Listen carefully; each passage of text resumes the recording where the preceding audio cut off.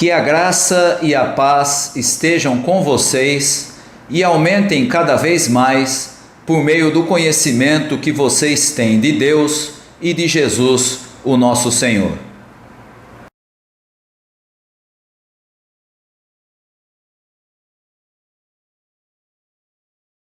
Louvem a Deus, o Senhor, todos os que o temem. Descendentes de Jacó, prestem culto a Deus. Povo de Israel, adore o Senhor. Ele não abandona os pobres, nem esquece dos seus sofrimentos.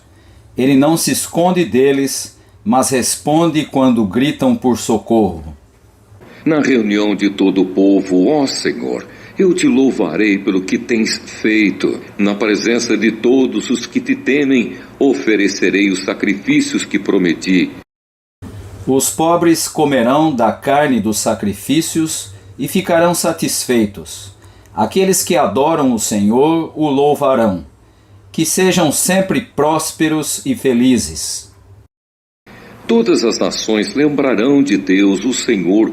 Todos os povos da terra se voltarão para ele e todas as raças o adorarão. Pois o Senhor é rei e governa as nações. Todos os orgulhosos se curvarão na sua presença e o adorarão todos os mortais, todos os que um dia vão morrer.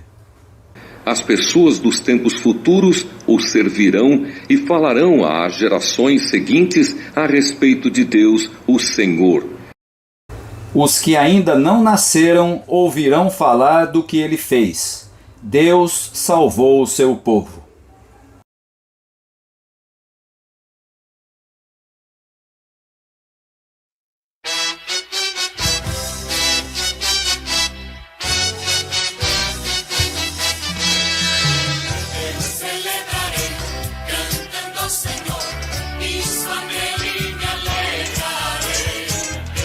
Celebraré,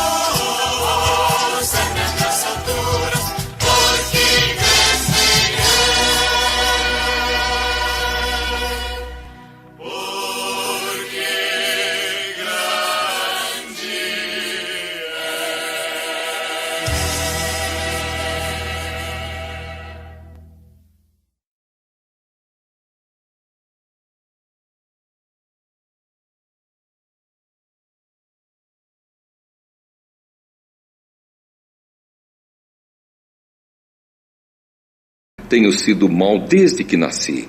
Tenho sido pecador desde o dia em que fui concebido. O que tu queres é um coração sincero. Enche o meu coração com a tua sabedoria. Tira de mim o meu pecado e ficarei limpo. Lava-me e ficarei mais branco do que a neve. Não olhes para os meus pecados e apaga todas as minhas maldades.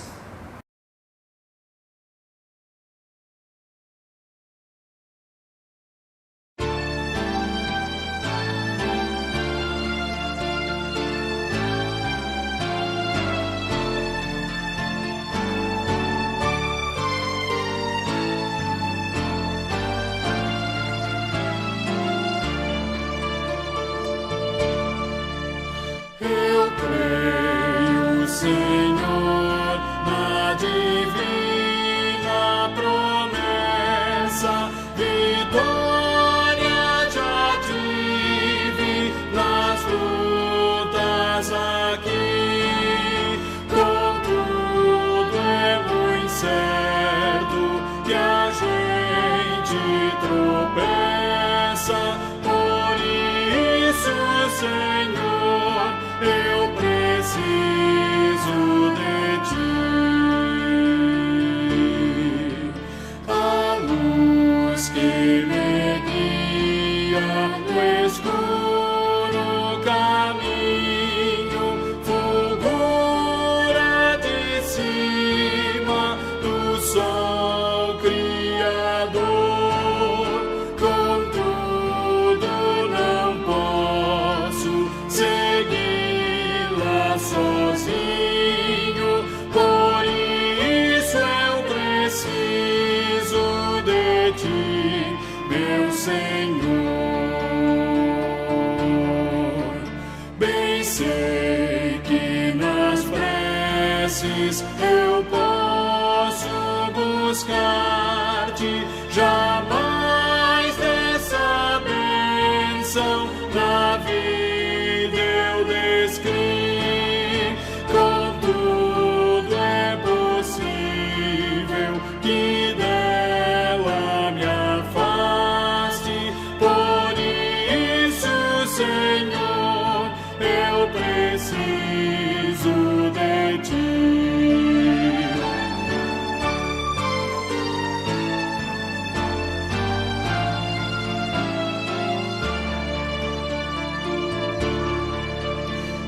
Esforços da terra, precário destino, empenho dos homens, riqueza o que for, não valem a bênção do reino divino.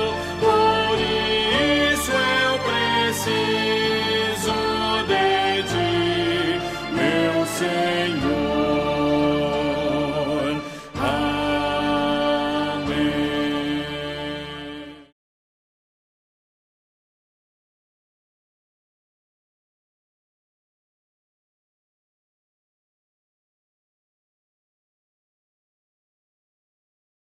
Ouçamos as boas novas. Ó Deus, cria em nós um coração puro e dá-nos uma vontade nova e firme. Não nos expulses da tua presença, nem tires de nós o teu Santo Espírito. Graças a Deus, porque em Cristo somos perdoados. Amém.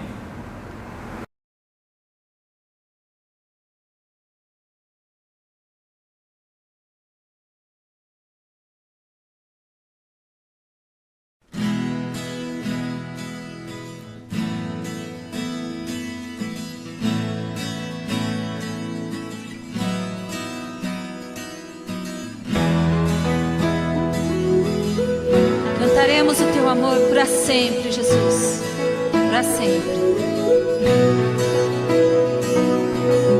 Os montes correm para o mar, teu rio de amor por mim.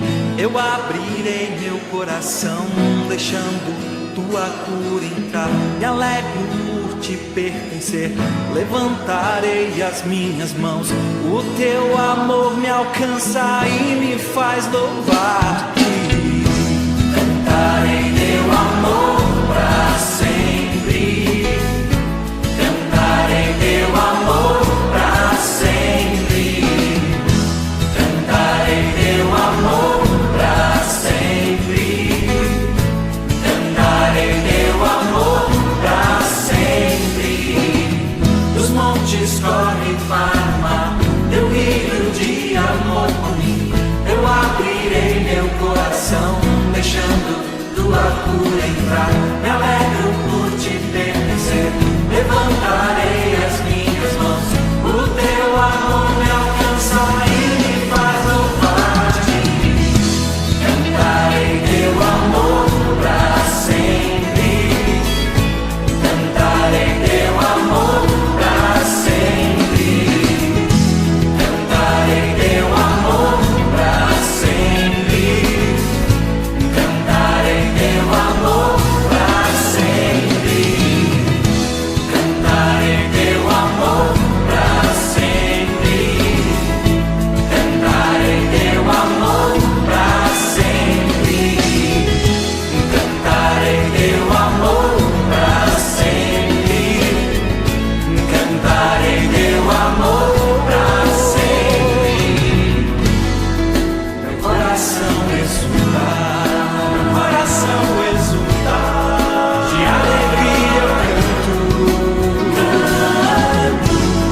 Se o mundo conhecer a ti, ele se encherá com a tua alegria. Cantarei teu amor pra sempre. Cantarei teu amor pra sempre. Teu amor. Cantarei teu amor pra sempre. Cantarei teu amor pra sempre. Teu amor que cura. Cantarei teu amor pra sempre. É a verdade. Cantarei teu amor pra sempre. Teu amor, Jesus. Cantarei teu amor pra sempre. Teu amor. Cantarei teu amor. Teu amor. Teu amor. Cantarei teu amor pra sempre. Cantarei teu amor pra sempre. Cantarei teu amor pra sempre. Cantarei teu amor pra sempre. Cantarei teu amor pra sempre. Teu amor. Cantarei teu amor pra sempre. Cantarei teu amor pra sempre. Cantarei teu amor pra sempre. Dos montes corre para o mar, teu rio de amor por mim. Eu abrirei meu coração, deixando tua cura entrar. Me alegro por te pertencer, levantarei as minhas mãos. O teu amor me alcança e me faz louvar-te.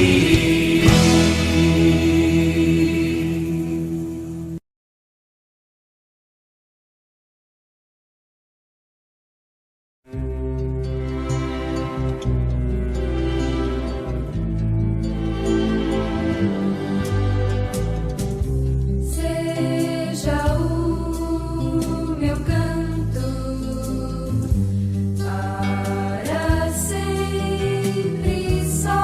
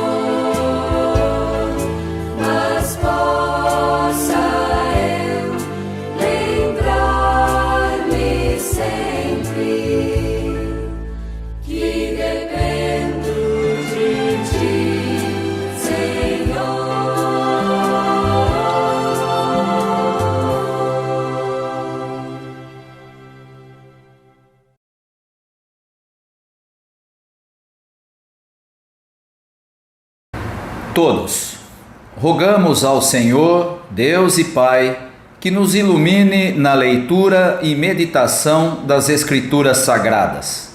Que o Teu Espírito fale conosco as coisas que precisamos ouvir e que tenhamos a coragem de colocá-las em prática em nossa vida cotidiana. Por Cristo pedimos. Amém. Leitura do Antigo Testamento. Gênesis capítulo 17, versículo 1 ao versículo 7 e versículos 15 e 16. Quando Abrão tinha 99 anos, o Senhor Deus apareceu a ele e disse: Eu sou o Deus Todo-Poderoso. Viva uma vida de comunhão comigo e seja obediente a mim em tudo. Eu farei a minha aliança com você e lhe darei muitos descendentes. Então Abrão se ajoelhou, encostou o rosto no chão e Deus lhe disse: Eu faço com você esta aliança. Prometo que você será o pai de muitas nações. Daqui em diante, o seu nome será Abraão e não Abrão, pois eu vou fazer com que você seja pai de muitas nações. Farei com que os seus descendentes sejam muito numerosos, e alguns deles serão reis. A aliança que estou fazendo para sempre com você e com os seus descendentes é a seguinte: eu serei para sempre o Deus de você e o Deus dos seus descendentes. Depois, Deus disse a Abraão: De hoje em diante, não chame mais a sua mulher de Sarai, mas de Sara. Eu a abençoarei e darei a você um filho, que nascerá dela. Sim, eu a abençoarei, e ela será mãe de nações, e haverá reis entre os seus descendentes.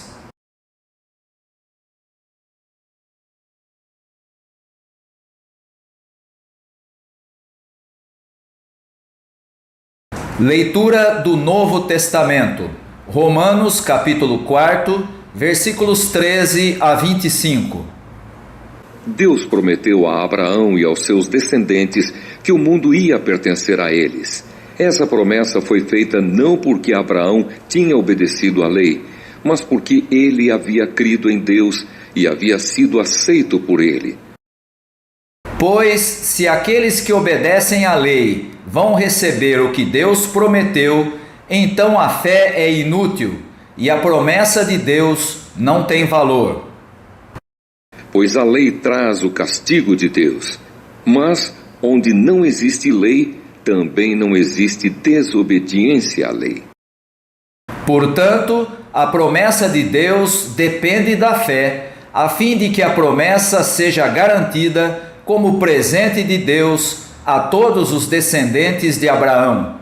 Ela não é somente para os que obedecem à lei, mas também para os que creem em Deus, como Abraão creu, pois ele é o pai espiritual de todos nós. Como dizem as Escrituras Sagradas, eu fiz de você o pai de muitas nações. Assim a promessa depende de Deus, em quem Abraão creu, o Deus que ressuscita os mortos e faz com que exista o que não existia. Abraão teve fé e esperança, mesmo quando não havia motivo para ter esperança, e por isso ele se tornou o pai de muitas nações. Como dizem as Escrituras, os seus descendentes serão muitos. Abraão tinha quase 100 anos, mas mesmo quando ele pensou a respeito do seu corpo, que já estava como morto, ou quando lembrou que Sara não podia ter filhos, a sua fé não enfraqueceu. Abraão não perdeu a fé, nem duvidou da promessa de Deus. A sua fé o encheu de poder e ele louvou a Deus porque tinha toda a certeza de que Deus podia fazer o que havia prometido. Por isso Abraão, por meio da fé, foi aceito por Deus. As palavras "foi aceito" não falam somente dele. Falam também de nós, que seremos aceitos, nós os que cremos em Deus, o qual ressuscitou Jesus, o nosso Senhor. Jesus foi entregue para morrer por causa dos nossos pecados e foi ressuscitado a fim de que nós fôssemos aceitos por Deus.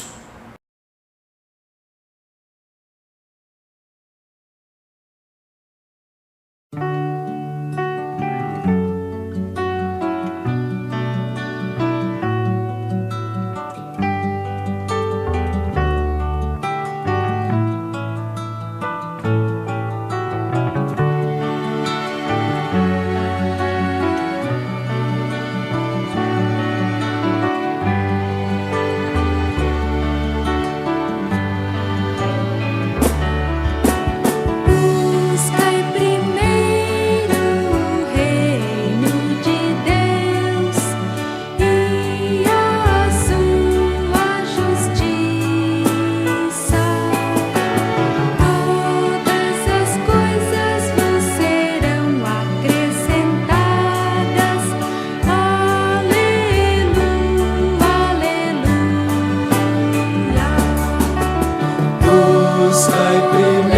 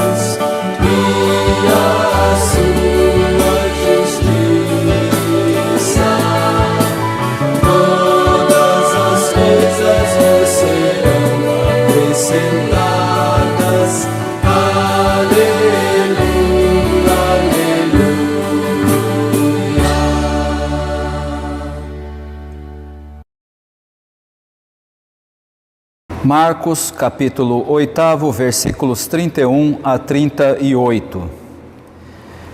Jesus começou a ensinar os discípulos, dizendo: O Filho do Homem terá de sofrer muito. Ele será rejeitado pelos líderes judeus, pelos chefes dos sacerdotes e pelos mestres da lei. Será morto e 3 dias depois ressuscitará. Jesus dizia isso com toda clareza. Então Pedro o levou para um lado e começou a repreendê-lo. Jesus virou-se, olhou para os discípulos e repreendeu Pedro, dizendo: Saia da minha frente, Satanás. Você está pensando como um ser humano pensa e não como Deus pensa. Aí Jesus chamou a multidão e os discípulos e disse: Se alguém quer ser meu seguidor, que esqueça os seus próprios interesses, esteja pronto para morrer como eu vou morrer e me acompanhe. Pois quem põe os seus próprios interesses em primeiro lugar, nunca terá a vida verdadeira. Mas quem esquece a si mesmo por minha causa e por causa do Evangelho, terá a vida verdadeira. O que adianta alguém ganhar o mundo inteiro, mas perder a vida verdadeira? Pois não há nada que poderá pagar para ter de volta essa vida. Portanto, se nesta época de incredulidade e maldade, alguém tiver vergonha de mim e dos meus ensinamentos, então o Filho do Homem, quando vier na glória do seu Pai com os santos anjos, também terá vergonha dessa pessoa.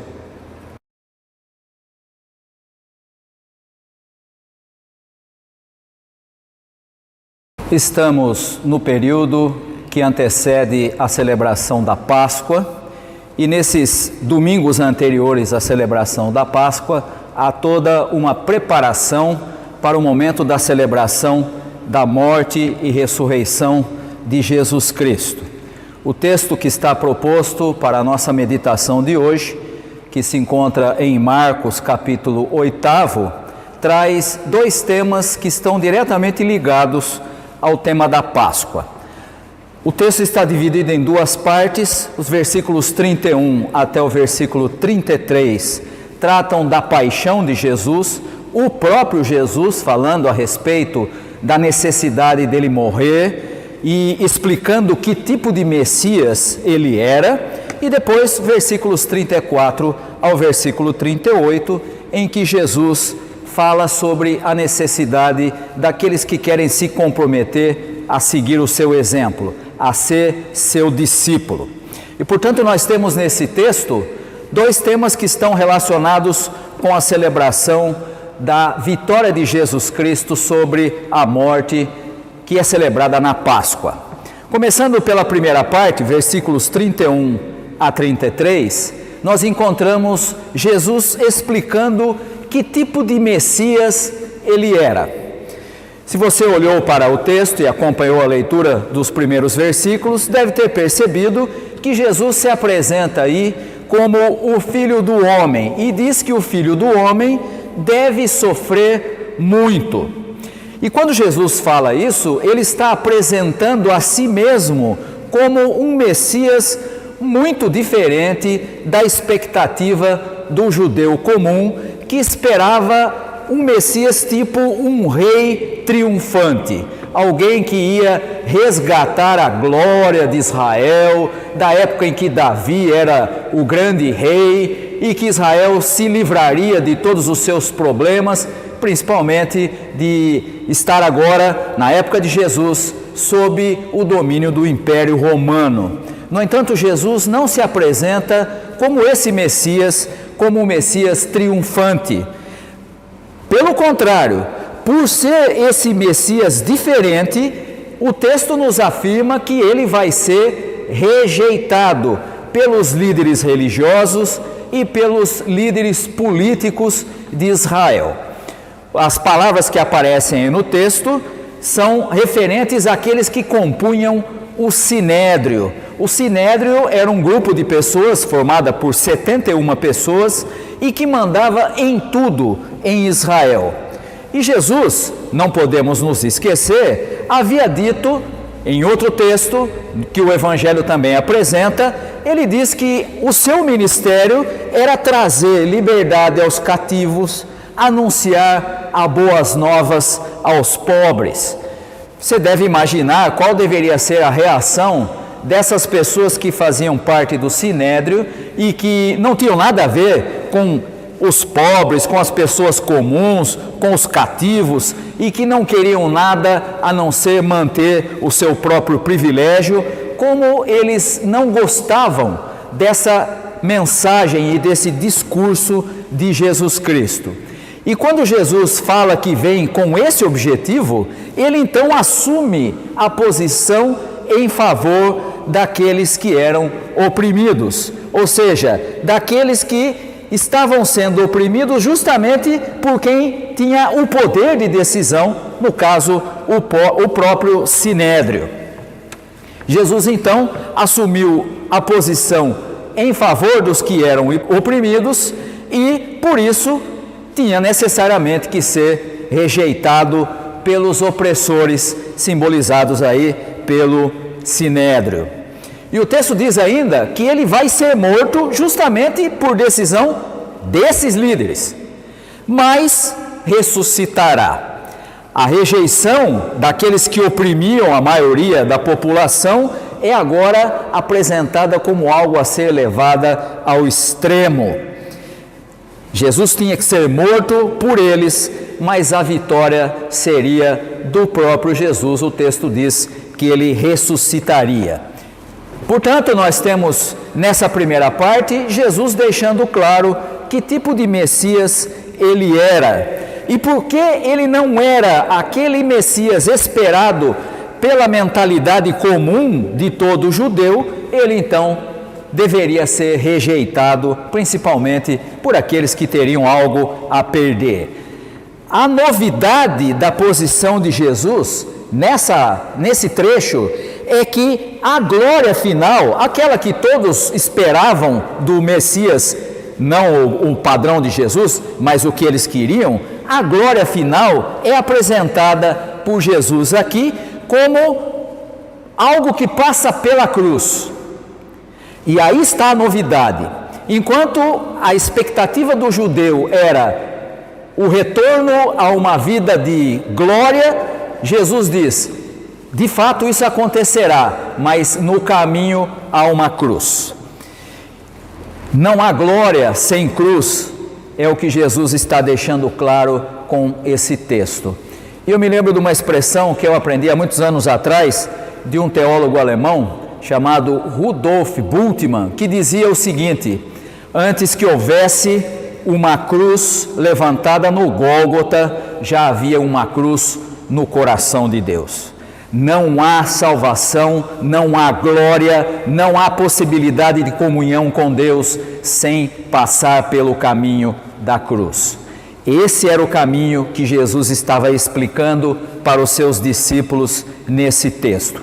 E o texto diz que Pedro não gostou nem um pouco da clareza do ensino de Jesus e o repreendeu em particular. O puxou para um canto e diz: mestre, para com isso, nós não queremos isso, não é isso que a gente espera.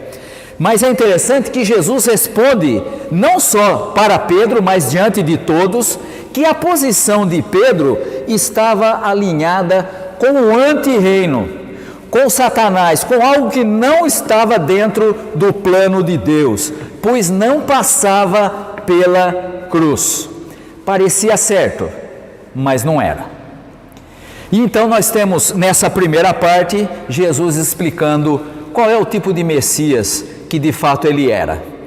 E nós precisamos perceber que nos nossos dias, nas nossas comunidades de fé, a ideia que se tem de Jesus como Messias muitas vezes é muito mais semelhante com aquela de Pedro, que tenta repreender a Jesus, do que a do próprio Jesus. Hoje é muito fácil o discurso de que você pode ter a glória, você pode ter tudo o que você quiser, alcançar a bênção de Deus sem passar pela cruz. E isso é uma distorção do ensino de Jesus Cristo.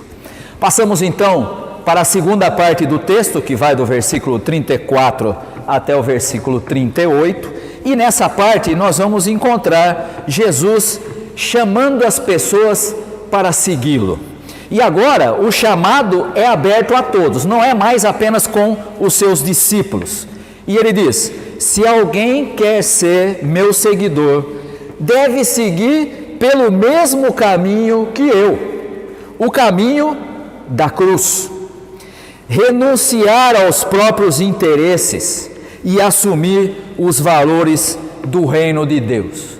Seguir a Jesus significa identificar-se com o caminho de Jesus, fazer a mesma opção de vida feita por Jesus, ou seja, trilhar o caminho da solidariedade com os marginalizados, não com os poderosos, que aqui são aqueles que vão prendê-lo e matá-lo. O caminho de Jesus é outro.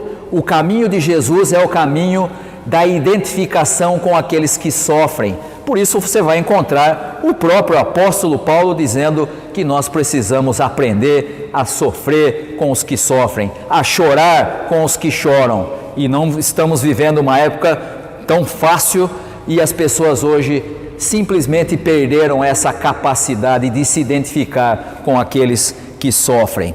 Seguir a Jesus significa identificar-se com esse caminho de solidariedade trilhado por Jesus Cristo, caminho de solidariedade com os marginalizados, caminho que pode levar à morte, como levou à morte de Jesus.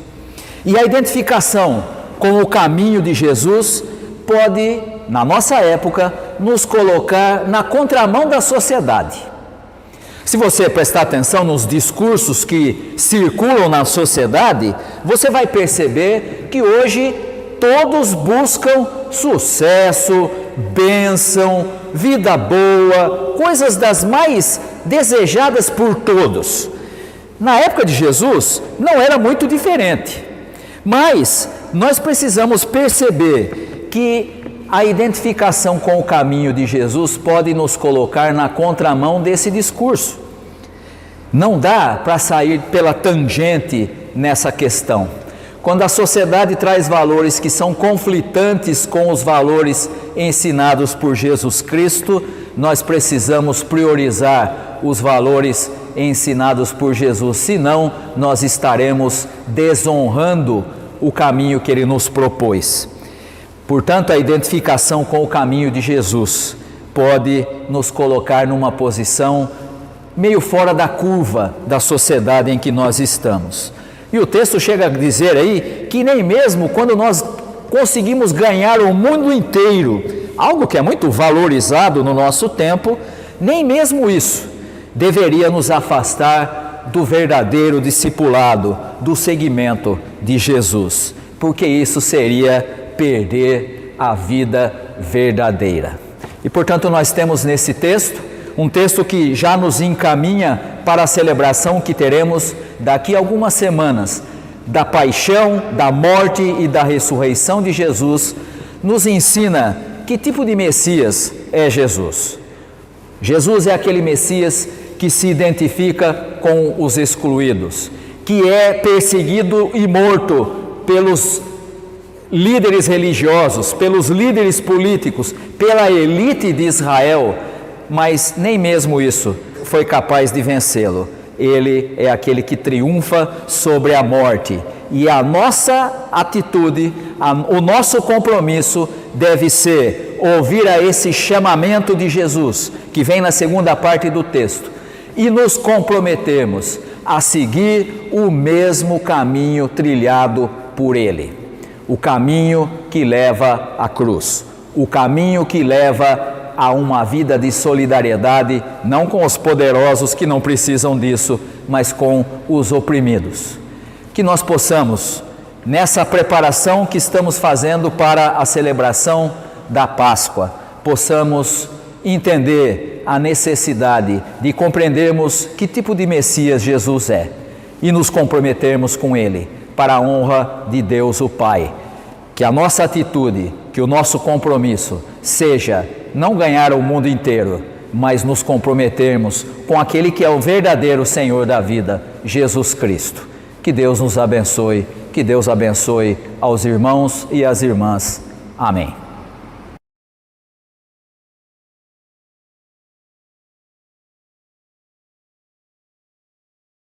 Todos cremos em um só Deus, Pai onipotente, Criador do céu e da terra e de todas as coisas visíveis e invisíveis.